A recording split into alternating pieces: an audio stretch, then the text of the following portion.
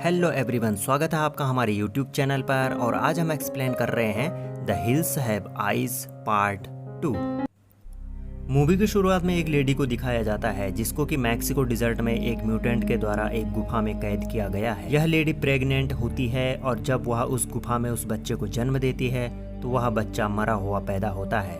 उस बच्चे को देख करके वह म्यूटेंट बहुत गुस्से में आता है और सारा गुस्सा उस लेडी पर निकालता है और उसे मार देता है। इसके बाद मूवी में बताया जाता है कि 2 साल पहले एक फैमिली यहाँ पर आई थी और इस मैक्सिको डिजर्ट में फंस गई थी क्योंकि उनकी गाड़ी ने एक रॉन्ग टर्न लिया था। उस फैमिली के आधे से ज्यादा मेंबर्स को म्यूटेंट ने वहाँ मार दिया था। इस मूवी के पहले पार्ट का डिस्क्रिप्शन में लिंक दिया गया है, यदि आप चाहें तो उसे भी देख सकते हैं। इस घटना के बाद यूएस आर्मी ने वहाँ पर काफी सर्च किया लेकिन उन्हें कोई भी क्लू नहीं मिला। इसके बाद उस क्षेत्र में रिसर्च करने के लिए वैज्ञानिकों को भेजा जाता है।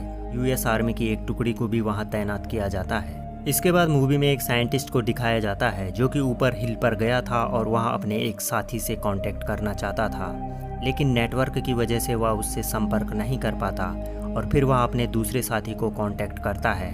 इसके बाद कहानी में दिखाया जाता है कि जिसके लिए वह कांटेक्ट कर रहा था वह किसी के द्वारा मार दिया गया है। जब उस साइंटिस्ट को वहां से कोई भी रिस्पांस नहीं मिलता तो फिर वह नीचे की ओर उतरने लग जाता है। तब तक उसके सामने एक म्यूटेंट आता जो कि सांप को खा रहा था। वह म्यूटेंट उसे कहता है कि तुम यहाँ से चुपचाप चले जाओ और वह उसको कोई नुकसान नहीं पहुँचाता।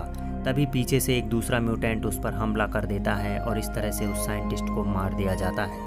उस साइंटिस्ट के चिल्लाने की आवाज़ कर्नल भी सुन लेता है और वह उस तरफ बढ़ना चाहता है, लेकिन तभी एक दूसरा म्यूटेंट उसकी पीठ में एक बहुत बड़ा रॉड घुसा देता है और इस तरह से कर्नल भी मारा जाता है। मूवी के अगले दृश्य में मैक्सिकन डिजर्ट में ट्रेनिंग करते हुए यूएस आर्मी के जवानों को दिखाया जाता है। ट्रेनिंग खत्म होने के बाद कमांडर उन्हें कुछ इंस्ट्रक्शन देता है और उसके बाद वो साइंटिस्ट को कुछ उपकरण देने के लिए उधर निकल पड़ता है। जवान उस डिजर्ट से आगे बढ़ते हुए उन साइंटिस्ट के टेंट के पास पहुंचते हैं, लेकिन जब वे वहां पर पहुंचते हैं तो वे देखते हैं कि वहां पर कोई भी नहीं है। जब वे सोल्जर वहां पर किसी भी साइंटिस्ट को नहीं देखते हैं तो वे सबके सब हैरान हो जाते हैं। वे उनको इधर उधर ढूंढते हैं लेकिन उन्हें कोई भी नहीं मिलता। इसके बाद उनके रेडियो पर एक सिग्नल आता है जिसमें कि कर्नल उनसे हेल्प मांगता है। तभी उनको एक पहाड़ी की चोटी पर एक शीशा चमकता हुआ दिखाई देता है। इसके बाद उनका कमांडर उन सबको उस पहाड़ी पर चढ़ने के लिए कहता है और नेपोलियन और एम्बर को कहता है कि तुम यहीं पर रुके रहना, क्योंकि कमांडर का ये मानना था कि शायद कोई यहाँ पर आए। इसके बाद वे सबके सब उस पहाड़ी की ओर चलने लग जाते हैं। रास्ते में चलते हुए एक सोल्जर एक गहरे गड्ढे में गिर जाता है और उसकी टांग में फ्रैक्चर आ जाता है। अपने पैर में तेज दर्द के कारण वह चल नहीं पा रहा था, इसलिए कमांडर उसे बेस कैंप में लौटने के लिए कहता है। इसके बाद मूवी के अगले दृश्य में नेपोलियन को दिखाया जाता है जो कि वहां पर बने हुए टॉयलेट के अंदर जाता है। जब वह टॉयलेट में बैठा रहता है तभी वहां नीचे से एक हाथ आता है और वह उसे अपनी ओर खींचता है। नेपोलियन चिल्लाते हुए बाहर आता है और एम्बर को यह बात बताता है।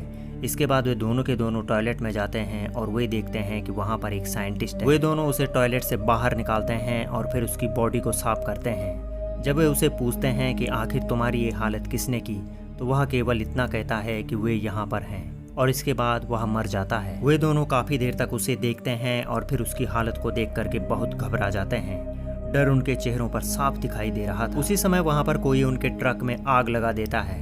इसको देख करके वे दोनों बहुत घबरा जाते हैं और वे अपने गन को लेने के लिए वहां पर जाते हैं, लेकिन उनके सारे वेपन्स वहां पर नहीं होते हैं और उन्हें कोई चुरा करके ले जाता है। एम्बर घबराते हुए नेपोलियन से कहती है कि अब हमें यहाँ पर नहीं रहना चाहिए क्योंकि यह स्थान सुरक्षित नहीं है, लेकिन नेपोलियन वहां जाने के लिए मना करता है। एम्बर अकेले ही वहां के लिए चलती है और तभी उसे एक म्यूटेंट पकड़ लेता है। उसके बाद नेपोलियन एम्बर को बचाने के लिए उसकी ओर भागता है। वह म्यूटेंट लगातार उस पर कुल्हाड़ी से हमला करता रहता है। तभी उस म्यूटेंट के कंधे पर एक गोली लगती है। यह गोली उस सोल्जर ने चलाई थी जिसका कि पैर फ्रैक्चर हुआ था।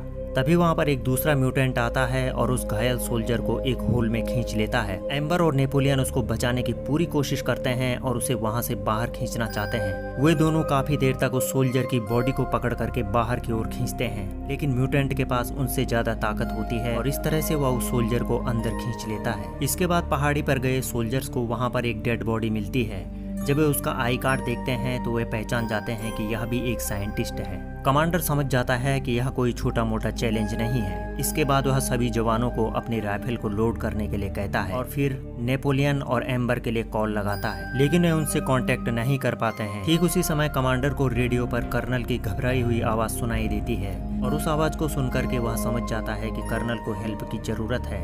वह अपने 2 ग्रुप बनाता है और उनको आगे बढ़ने के लिए कहता है। कमांडर सोल्जर्स के 2 ग्रुप इसलिए बनाता है कि कर्नल को जल्दी से जल्दी ढूंढा जा सके।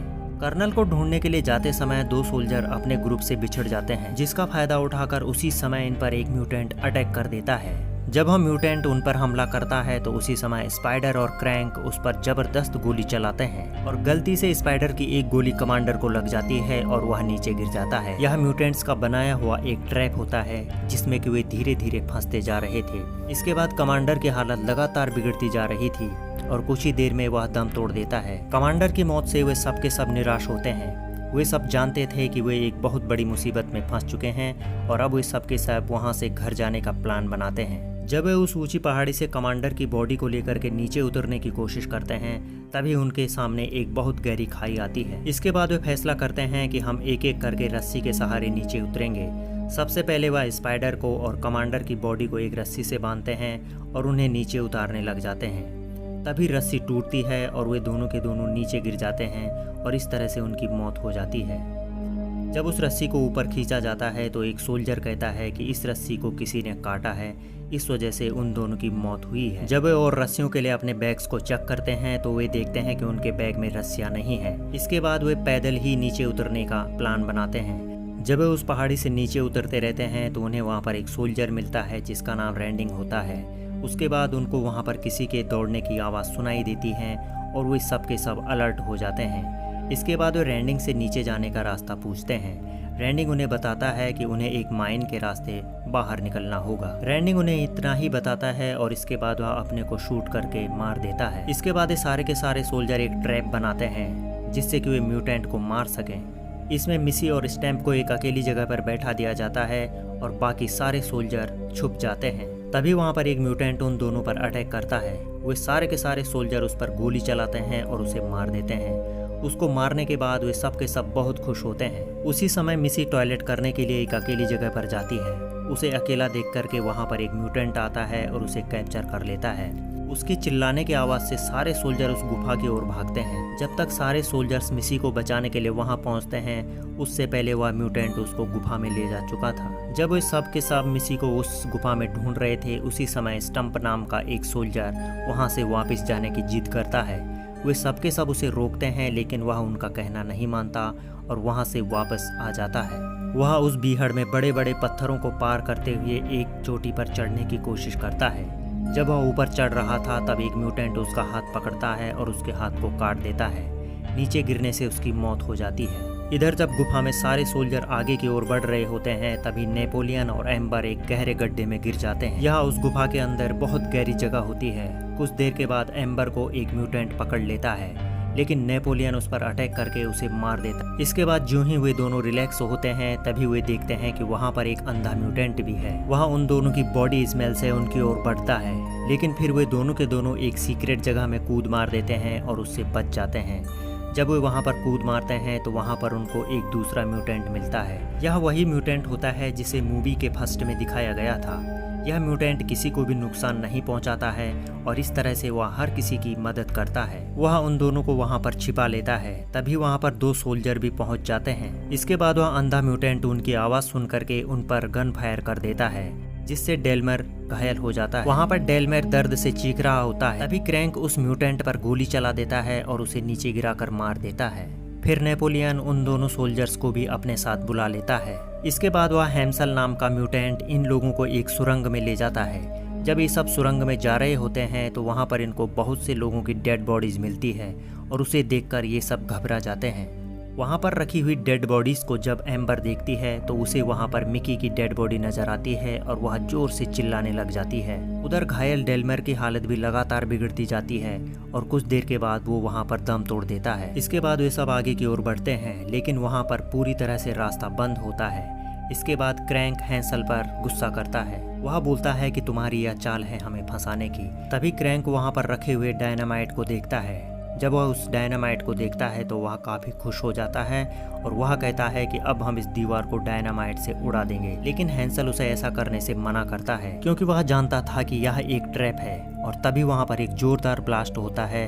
उस ब्लास्ट की इंटेंसिटी ज़्यादा होने के कारण उसमें क्रैंक की भी मौत हो जाती है। अब एम्बर और नेपोलियन भी आगे की ओर बढ़ते रहते हैं। लेकिन तभी उन्हें वहाँ से मिसी की आवाज़ सुनाई देती है और वे दोनों अलर्ट हो जाते हैं। उसी समय वहाँ पर एक छुपे हुए म्यूटेंट के द्वारा उन पर हमला किया जाता है। नेपोलियन उस पर एक खंजर घोंपता है और उसे घायल कर देता है। फिर गुस्से में पागल एम्बर उस पर गन शॉट करती है और इस तरह से उस म्यूटेंट को भी वे दोनों के दोनों मार देते हैं और फिर वहाँ से आगे बढ़ते हैं। उसी समय उन्हें मिसी दिखाई देती है जिसे कि एक म्यूटेंट ने रस्सियों से बांधा हुआ था। इसके बाद वे उस म्यूटेंट के लिए एक ट्रैप बनाते हैं। एम्बर नेपोलियन से मिसी का फोन लेती है और उसमें रिंगटोन बजाती है।